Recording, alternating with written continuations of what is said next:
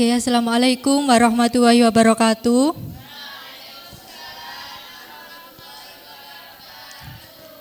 Selamat pagi anak-anak. Gimana kabarnya hari ini?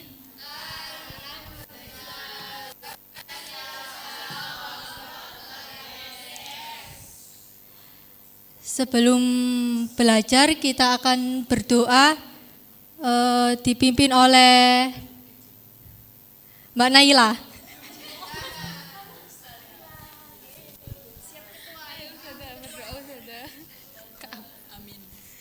Sebelum kita mulai pelajaran ini, kita berdoa dengan membaca Ummul Quran ala hadiniya wa ala kulli niyatin shalihah. Al-Fatihah.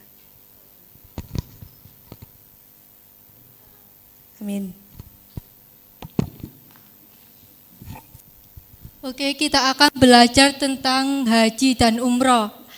Ada yang tahu haji dan umroh itu apa? Oke, siapa lagi ada yang tahu?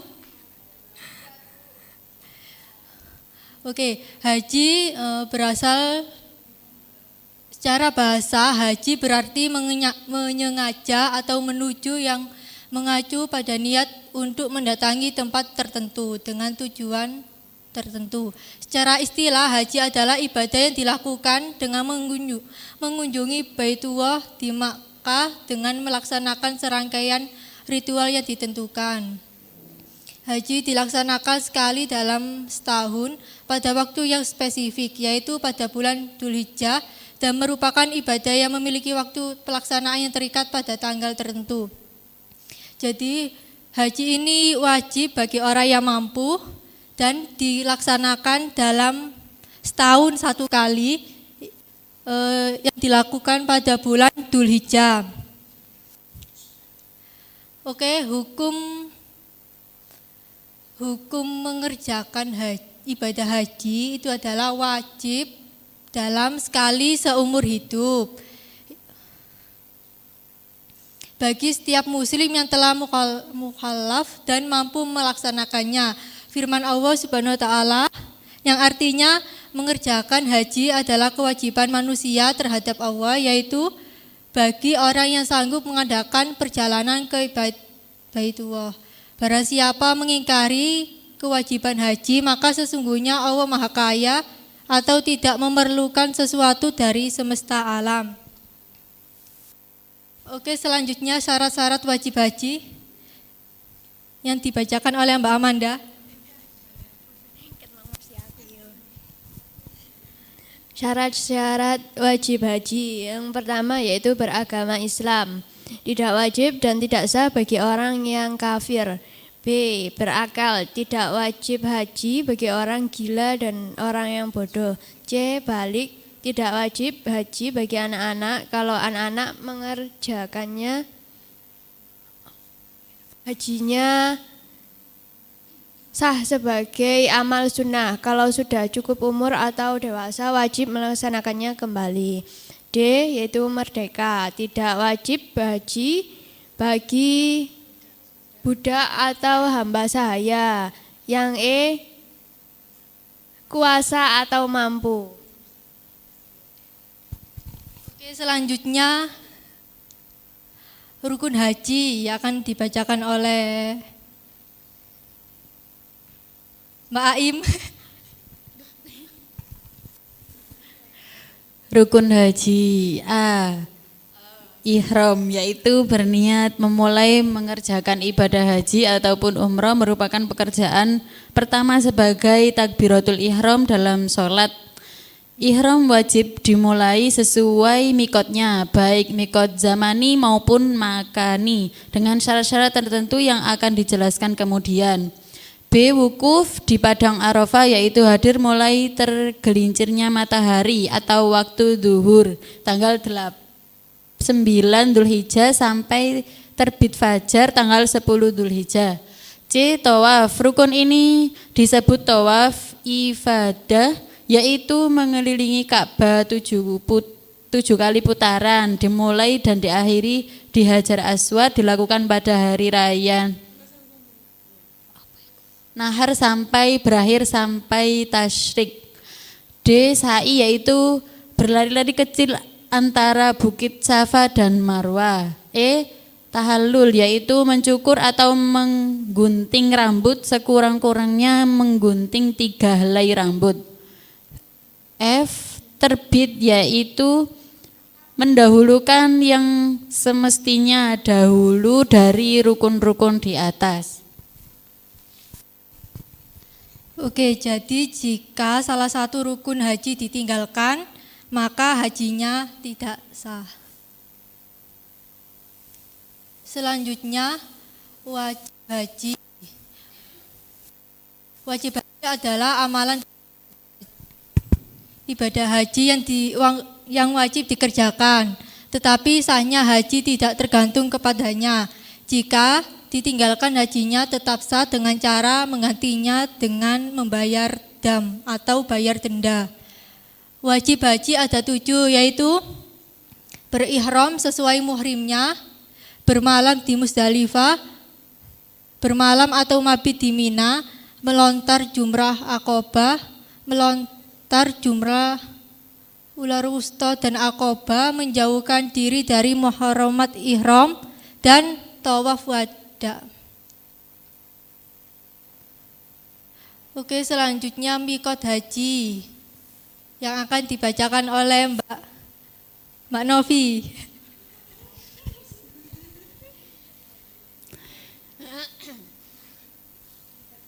Mikot artinya waktu dan dapat juga berarti tempat. Maksudnya waktu dan tempat yang ditentukan untuk mengerjakan ibadah haji. Mikot ada 2, yaitu mikot zamani dan mikot makani. Mikot zamani adalah waktu sahnya diselenggarakan pekerjaan-pekerjaan haji.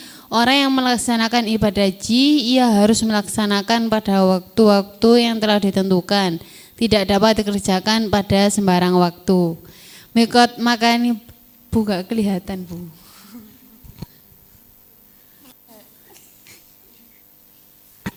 Mikot makani adalah tempat memulai ihram bagi orang-orang yang hendak mengerjakan haji dan umroh.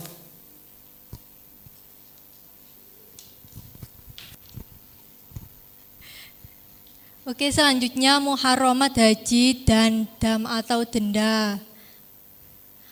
Muharramat haji ialah perbuatan yang dilarang selama mengerjakan haji, meninggalkan muharramat haji termasuk wajib haji.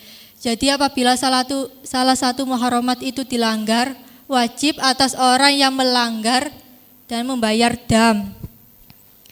Dan selanjutnya dam atau denda, yaitu pelanggaran muharramat haji maupun umroh. Dam dari segi bahasa berarti darah, sedangkan menurut istilah adalah mengalir darah atau menyembelih ternak, kambing, unta atau sapi di tanah haram untuk memenuhi ketentuan manasik haji. Oke, selanjutnya sunnah haji yang akan dibacakan oleh Mbak Fitri. Sunnah haji yang pertama membaca talbiyah. Bacaan talbiyah diucapkan dengan suara nyaring bagi laki-laki dan suara lemah bagi perempuan. Waktu membacanya adalah sejak ihram sampai saat lemparan pertama dalam melempar jumroh Aqobah pada hari Idul Adha. Yang kedua, melaksanakan tawaf kudum. Tawaf kudum disebut juga tawaf tahiyah atau penghormatan. Karena tawaf ini merupakan tawaf penghormatan bagi Ka'bah. Yang ketiga yakni membaca sholawat dan doa setelah bacaan talbiyah.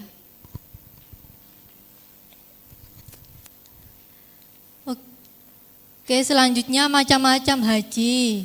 Yang pertama haji ifrad. Haji ifrad ini mengerjakan haji dan umroh dengan cara mendahulukan haji terlebih dahulu dan keduanya dilaksanakan secara terpisah. Yang kedua haji tamattu, mengerjakan haji dan umroh dengan mendahulukan umroh daripada haji dan umroh dilakukan pada musim haji.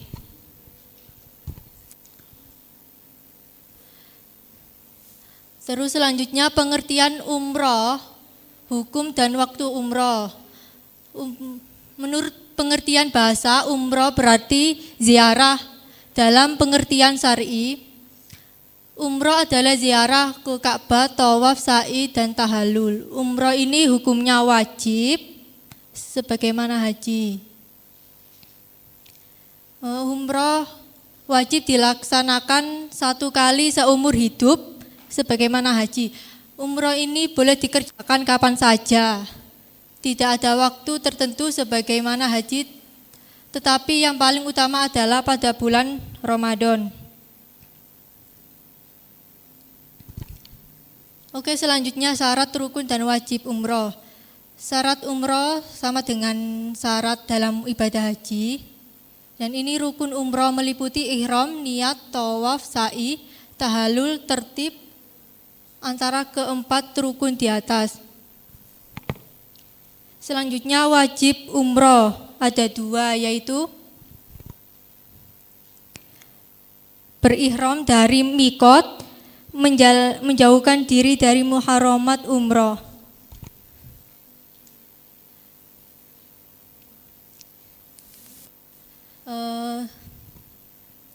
Terus saya akan membagikan kelompok menjadi 4 kelompok. Kelompok 1 dan 2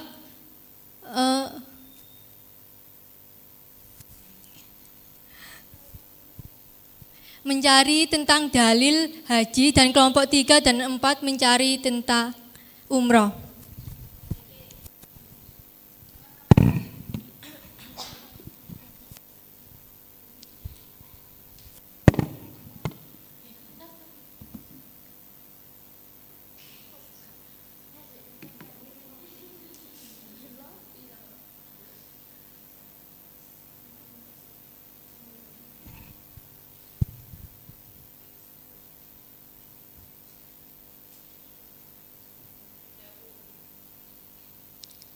Oke, kelompok 1.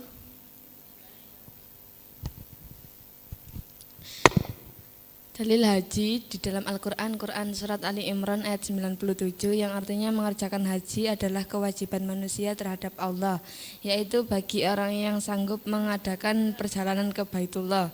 Terus hadisnya, hadis riwayat Bukhari dan Muslim. Islam dibangun atas 5 perkara. Salah satunya menunaikan haji ke Baitullah, hadis riwayat Bukhari dan Muslim. Dalil umrah yang pertama dalam Al-Quran, Quran Surat Al-Baqarah ayat 196 yang artinya, dan sempurnakanlah ibadah haji dan umrah karena Allah. Terus hadis Nabi SAW tentang umrah, ibadah umrah ke umrah berikutnya menghapus dosa-dosa di antara keduanya, dan haji mabrur tidak ada balasan baginya kecuali surga.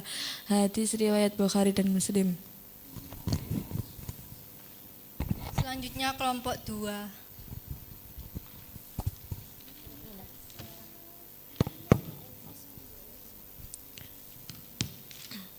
Dalil tentang umroh yang pertama ada di Al-Quran, yaitu yang pertama Quran Surat Al-Baqarah ayat 96 yang artinya, dan sempurnakanlah ibadah haji dan umroh karena Allah. Yang kedua ada pada Surat Al-Baqarah ayat 158, artinya sesungguhnya Safa dan Marwah merupakan sebagian syiar atau agama Allah, maka siapa beribadah haji ke Baitullah atau berumroh tidak ada dosa baginya mengerjakan sa'i antara keduanya.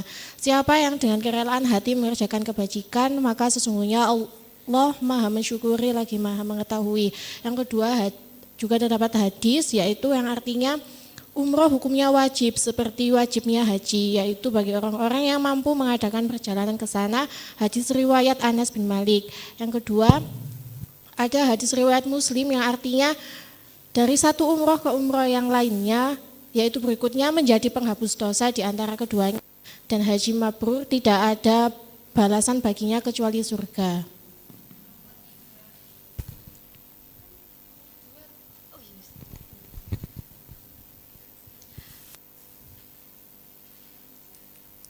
Oke, kesimpulannya adalah haji dan umroh merupakan ibadah yang memiliki nilai spiritual sangat mendalam bagi umat Islam. Meskipun sering dianggap sama, keduanya memiliki perbedaan mendasar yang perlu dipahami.